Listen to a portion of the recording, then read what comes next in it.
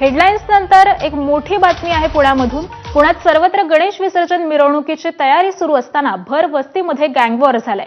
वनराज आंदेकर हत्या प्रकरणातील आरोपी संजीवनी कोमकरच्या पुतण्याची 3 गोळ्या झाडून हत्या करण्यात आली आहे। पुण्याच्या नानापेठेमध्ये आयुष उर्फ गोविंदा कोमकरची हत्या करण्यात आली आहे। गेल्या वर्षीच वनराज आंदेकरची हत्या झालेली होती।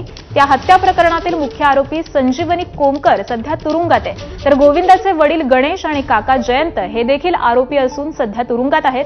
हत्या झाली तो गोविंदा, गेल्या वर्षी हत्या झालेला वनराज हे दोघेही सख्खे मामा भाचे होते।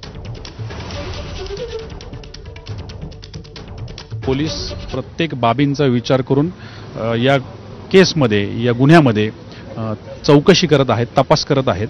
फिर्याद दाखल करण्याची, सगळ्यात महत्त्वाचं फिर्याद दाखल करण्याची प्रक्रिया चालू आहे। प्रक्रिया जी आहे ती योग्य पद्धतीने होईल आणि जो कोणी या गोष्टीला जबाबदार असेल त्याला कुठल्याही माणसाला अजिबात सोडण्यात येणार नाही। दरम्यान काल पुण्यात झालेल्या हत्या प्रकरणाची माहिती ही पालकमंत्री अजित पवारांनी घेतली आहे। अजित पवारांनी वरिष्ठ पोलीस अधिकाऱ्यांना बोलावून त्यांच्याकडून या प्रकरणाची सविस्तर अशी माहिती घेतली आहे। तसंच विसर्जन मिरवणुकीवर कडक बंदोबस्त ठेवण्याचे आदेश देखील अजित पवारांनी दिलेत।